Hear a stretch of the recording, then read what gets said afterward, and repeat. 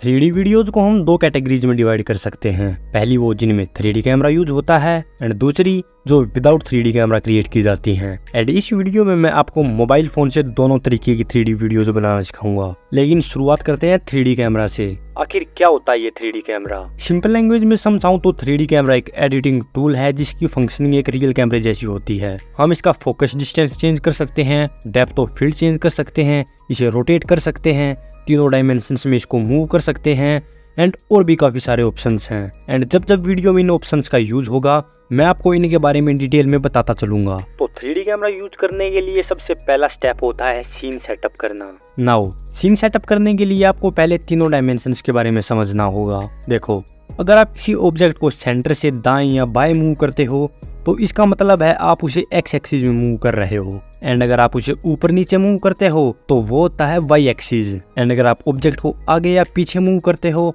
तो उसे कहते हैं जेड एक्सिस।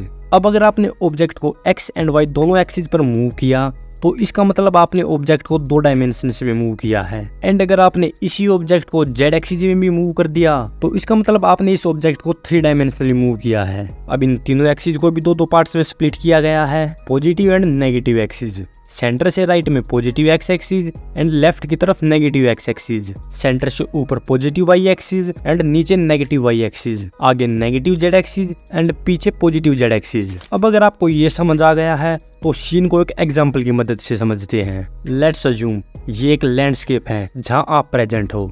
सबसे पीछे माउंटेन्स, क्लाउड्स एंड रिवर है। उसके आगे कुछ ट्रीज हैं, ट्रीज के आगे ग्रास है एंड आप ग्रास के भी आगे खड़े हो। एंड अब चलो अपने लाइट मोशन ऐप में इस सीन को सेटअप करते हैं। तो सबसे पहले आपको इस प्लस पर क्लिक करके मीडिया वाले टैब में जाना है एंड यहाँ से ये बैकग्राउंड ऐड करना है। इसके बाद ये ट्रीज PNG, फिर ये ग्रास PNG एंड लास्ट में करैक्टर PNG एंड हो गया सीन सेटअप। जी नहीं, अगर आप जेड एक्सिस पर इन इमेजेस की पोजीशन चेक करोगे तो ये सभी एक ही पोजीशन पर हैं, यानी कि ये फोटोज आगे पीछे नहीं हैं, ये जस्ट एक दूसरे को ओवरलैप कर रही हैं। एंड जब हम इनकी जेड एक्सिस को भी चेंज करेंगे तब एक्चुअल 3D सीन सेटअप होगा। तो ऐसा करने के लिए हम अपने करैक्टर PNG को सिलेक्ट करके मूव एंड ट्रांसफॉर्म टैब में जाएंगे एंड यहाँ से उसकी जेड वैल्यू को -2000 कर देंगे। अब आप कहोगे भाई इसका तो साइज बढ़ गया, लेकिन ऐसा नहीं है, इसका साइज बढ़ा नहीं है, इसका साइज बड़ा अपीयर होने लगा है। समझाता हूँ। जब आप एक पेड़ के पास खड़े होते हो तो आप बिल्कुल छोटे से दिखते हो, लेकिन अगर आप पेड़ से आगे आकर खड़े हो जाओगे तो आप बड़े दिखने लग जाओगे। इसका मतलब ये थोड़ी ना है पहले आपकी हाइट 6 फुट थी और अब 60 फुट हो गई। हाइट तो उतनी ही रहेगी, बस आप बड़े दिखने लग जाओगे। लेकिन हमने सीन सेटअप करते वक्त क्या किया, एक पेड़ को एक आदमी से भी छोटा दिखा दिया। अब आदमी की हाइट तो कम करनी पड़ेगी, तो क्या करें, PNG को वापस पीछे ले जाएं? नहीं, उससे हाइट कम नहीं होगी, उससे हाइट बस कम अपीयर होगी। अब सुनो क्या करना है, आपको इस थर्ड टैब में आना है एंड यहाँ से इसका साइज डिक्रीज कर देना है जिससे करैक्टर की हाइट कम हो जाएगी। एंड फिर इसको सही से अरेंज कर लेना है और सेम काम बाकी सारी PNG के साथ भी करो एंड आपका सीन रेडी हो जाएगा।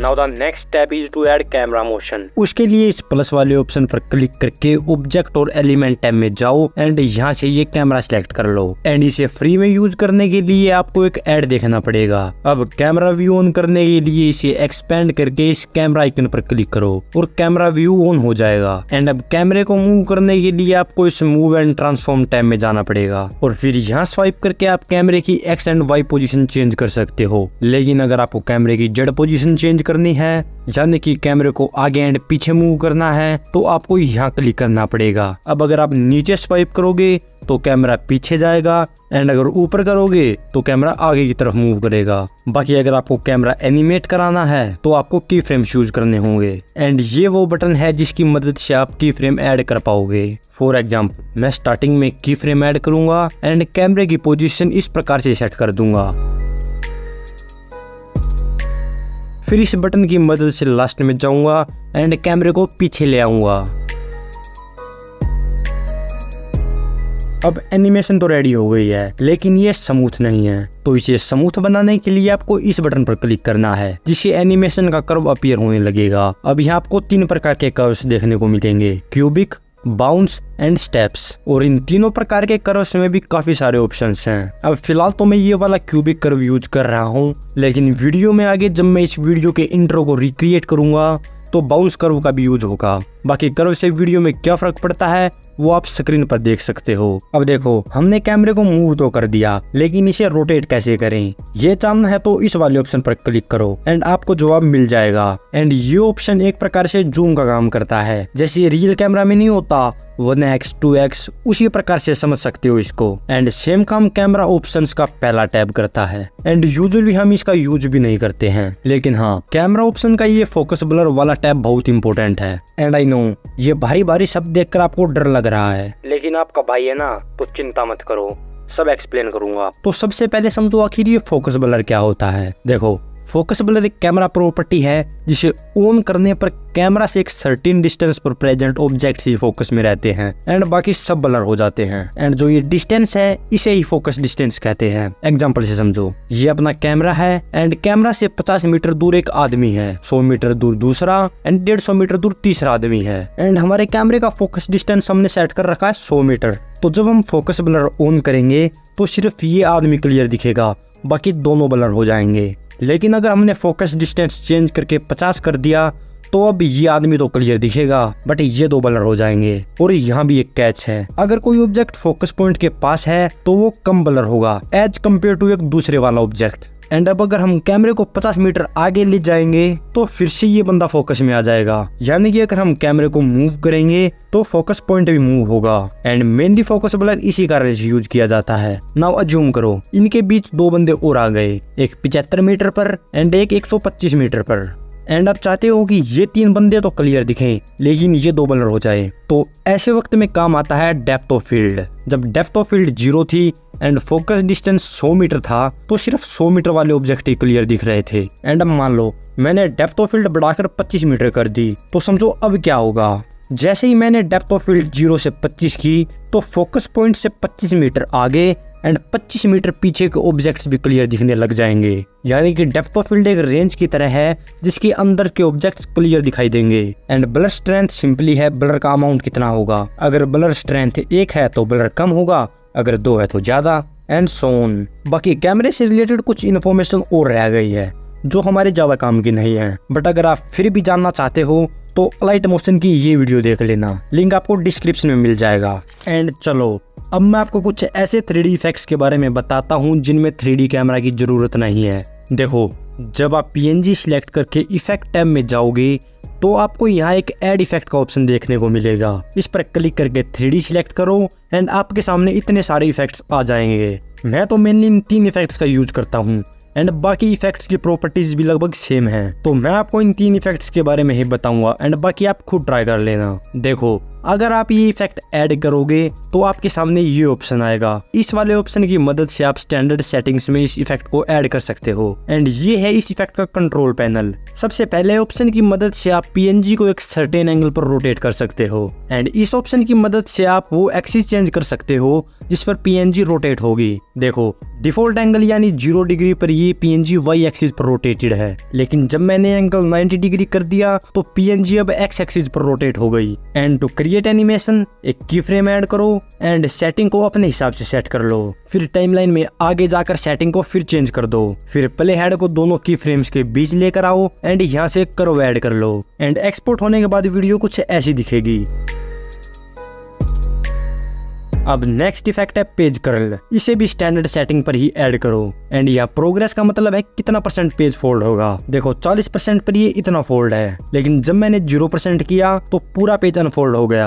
रेडियस का मतलब है पेपर कितना पतला या कितना मोटा फोल्ड होगा। जब रेडियस वैल्यू 0.100 है तो ये इस तरीके से फोल्ड हो रखा है, लेकिन जब मैंने फोल्ड वैल्यू कम की तो फोल्ड का रेडियस घट गया। एंड एंगल का मतलब है पेज किस तरफ से फोल्ड होगा। अब 38 डिग्री पर पेज इस तरफ से फोल्ड हो रखा है, लेकिन जब जब मैंने एंगल को 135 डिग्री किया तो अब पेज इस तरफ से फोल्ड हुआ है। अब मेनली तो इन तीन ऑप्शंस का यूज किया जाता है एंड अगर आप चाहते हो तो बाकी को खुद ट्राई कर सकते हो। Now the third effect is raster extrude. ये इफेक्ट आपकी पीएनजी में डेप्थ ऐड करके उसे ट्रू 3D एलिमेंट बनाता है। अब इसकी सेटिंग्स की बात करें तो रोटेशन से आप अलग अलग एक्सिस पर इसको रोटेट कर सकते हो। देखो जब सारे एंगल्स 0 हैं तो इमेज कुछ ऐसी दिख रही है, लेकिन जब मैंने इसे एक्स एक्सिस पर -30 एंड वाई एक्सिस पर 30 डिग्री रोटेट किया तो ये लोगो कुछ ऐसा दिखने लगा।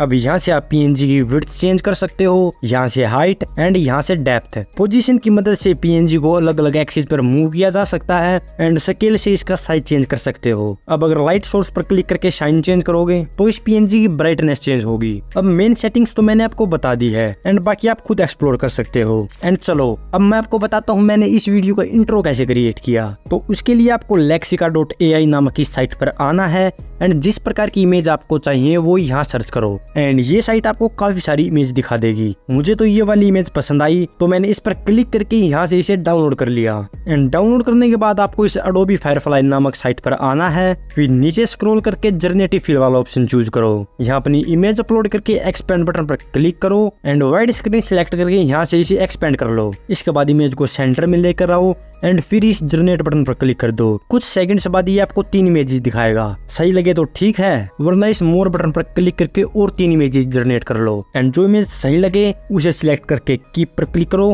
एंड उसे डाउनलोड कर लो। इसके बाद इस रिमूव बटन को सिलेक्ट करो एंड कैरेक्टर को सिलेक्ट करके जनरेट बटन पर क्लिक कर दो एंड इनमें से जो इमेज सही लगे उसे डाउनलोड कर लो। And now character cutout create करने के लिए आपको पिक्सेल लैब में इस फोटो को इंपोर्ट करना है एंड ये इरेजर वाला ऑप्शन सिलेक्ट करके यहाँ से इरेजर का साइज इंक्रीज कर लेना और यहाँ से इरेजर के हैंडल की लेंथ इंक्रीज करके बैकग्राउंड इरेज करना स्टार्ट कर दो। पूरा बैकग्राउंड रिमूव होने के बाद इस टिक वाले बटन पर क्लिक करो एंड यहाँ से इसे एक्सपोर्ट कर लो। अब प्लस सिलेक्ट करो एंड इस पर डबल क्लिक करके अपना टेक्स्ट ऐड कर दो। फिर फॉन्ट टैब में जाकर इसका फॉन्ट चेंज कर दो। साइज इंक्रीज करके इस रिलेटिव पोजीशन वाले टैब में जाओ एंड इन 2 बटन्स की मदद से इसे सेंटर में ले आओ एंड देन इसे एक्सपोर्ट कर लो। इसके बाद यहाँ आओ, शेप्स पर क्लिक करो, इसकी विड्थ एंड हाइट इंक्रीज करो एंड रेडियस इंक्रीज करके इसके बॉर्डर को कर्व कर लो और फिर रिलेटिव पोजीशन वाले टैब की मदद से इसे भी सेंटर में ले आओ। इसके बाद इस लेयर वाले बटन पर क्लिक करो एंड इस शेप की लेयर को नीचे ले आओ। फिर टेक्स्ट को सिलेक्ट करो, डबल क्लिक करके इसे एडिट करो। इस टैब में अगर कलर सिलेक्ट करो एंड इसको ब्लैक कर दो। फिर अलाइन टैब से सेंटर अलाइनमेंट सेट कर लो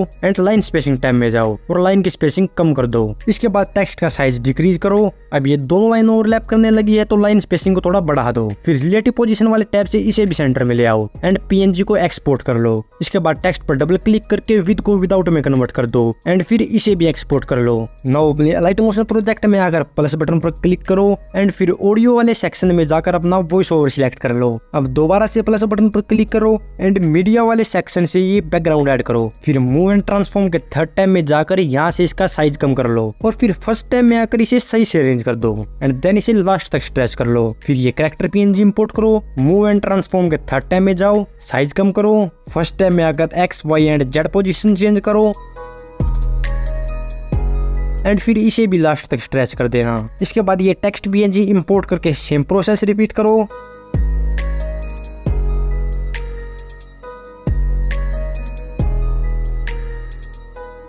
एंड सेम तरीके से इन 2 पीएनजी को भी अरेंज कर लो और साथ ही साथ इन्हें आगे से थोड़ा ट्रिम कर दो। फिर इनमें से एक पीएनजी सिलेक्ट करके इफेक्ट्स टैब में जाओ, ऐड इफेक्ट्स पर क्लिक करो, देन 3D सिलेक्ट करो, ये वाला इफेक्ट ऐड कर लो, यहाँ से स्टैंडर्ड सेटिंग्स चूज कर लो एंड फिर एक की फ्रेम सिलेक्ट करके एंगल की वैल्यू को -90 डिग्री कर दो। इसके बाद टाइमलाइन में थोड़ा आगे जाओ एंड वैल्यू को वापस 0 कर दो। फिर इन 3 डॉट्स पर क्लिक करो एंड इस इफेक्ट को कॉपी कर लो। अब दूसरी पीएनजी सिलेक्ट करके इफेक्ट्स टैब में जाओ एंड इन 3 डॉट्स पर क्लिक करके यहाँ इफेक्ट पेस्ट कर दो। अब इस इफेक्ट पर क्लिक करो एंड पहले की फ्रेम की वैल्यू से माइनस हटा दो। फिर प्ले ऐड को दोनों की फ्रेम्स के बीच लेकर आओ और यहाँ इस करो पर क्लिक करो और फिर इस फोर्थ ऑप्शन पर क्लिक करके इसे मूव कर दो। नाउ 3 डॉट्स पर क्लिक करके करो को कॉपी कर लो। फिर पहली पीएनजी सिलेक्ट करो, इफेक्ट्स टैब में जाओ, इफेक्ट के नाम पर क्लिक करो, करो में जाओ एंड 3 डॉट्स पर क्लिक करके करो पेस्ट कर दो। अब दोबारा से ऐड इफेक्ट पर क्लिक करके यहाँ फेड इन सर्च करो, ये इफेक्ट ऐड करके आउट वैल्यू को 0 कर दो। इसके बाद इस इफेक्ट को भी कॉपी करो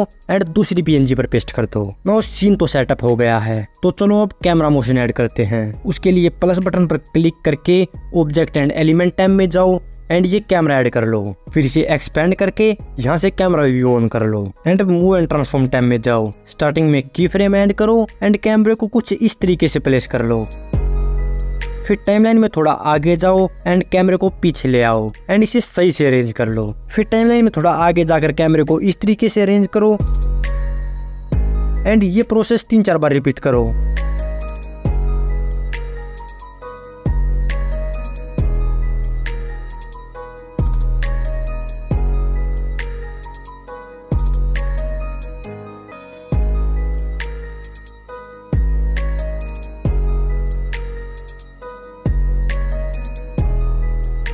अब मुझे थोड़ी देर के लिए कैमरे को इसी पोजीशन पर रखना है, तो मैं टाइमलाइन में आके जाऊंगा एंड कैमरे को बिल्कुल हल्का सा ऊपर कर दूंगा एंड फिर प्ले हेड को लास्ट में ले जाकर कैमरे को इस तरह से अरेंज कर लूंगा। इसके बाद प्ले हेड को पहले 2 की फ्रेम्स के बीच लेकर आऊंगा एंड यहाँ से इस कर्व को सिलेक्ट करूंगा। फिर ये कर्व ऐड करूंगा एंड इसे ऐसे मूव कर दूंगा। इसके बाद नेक्स्ट 2 की फ्रेम्स के बीच जाऊंगा एंड फिर से ये कर्व ऐड कर लूंगा, लेकिन इस बार इसे मूव नहीं करूंगा एंड फिर सारे की फ्रेम्स के बीच यही कर्व ऐड कर दूंगा। लेकिन जहाँ हमने कैमरे को ज्यादा मूव नहीं किया वहाँ कर्व टैब में जाकर ये सेकंड ऑप्शन चूज करूंगा। अब ये मुझे ऐड देखने को कहेगा, तो फिलहाल मैं इस राइट फर्स्ट वाले ऑप्शन पर क्लिक कर दूंगा एंड ये कर्व सिलेक्ट कर लूंगा। राइट मोशन फिर मुझे ऐड देखने को कहेगा, लेकिन मैं फिर राइट फर्स्ट वाले ऑप्शन पर क्लिक कर दूंगा। यहाँ से इसे कुछ इस तरीके से एडजस्ट कर लूंगा एंड लास्ट 2 की फ्रेम्स के बीच आकर फिर यही कर्व सिलेक्ट कर लूंगा एंड इसे इस तरीके से मूव कर दूंगा। फिर बैक आऊंगा, कैमरा ऑप्शन टैब में जाऊंगा, इस सेकंड ऑप्शन पर क्लिक करूंगा एंड फोकस ब्लर ऑन कर दूंगा। अब फोकस बैकग्राउंड पर है लेकिन मुझे कैरेक्टर फोकस में चाहिए, तो मैं यहाँ से फोकस डिस्टेंस डिक्रीज कर दूंगा एंड डेप्थ ऑफ फील्ड को हल्का सा इंक्रीज एंड फिर वीडियो को एक्सपोर्ट करने के लिए इस बटन पर क्लिक करूंगा एंड मैंने ये कर्व ऐड किया है, तो मुझे एक ऐड देखना पड़ेगा। अब ये वाटरमार्क मैंने कैसे रिमूव किया ये मैंने इस मैप एनिमेशन वीडियो में बताया है, यू कैन चेक इट।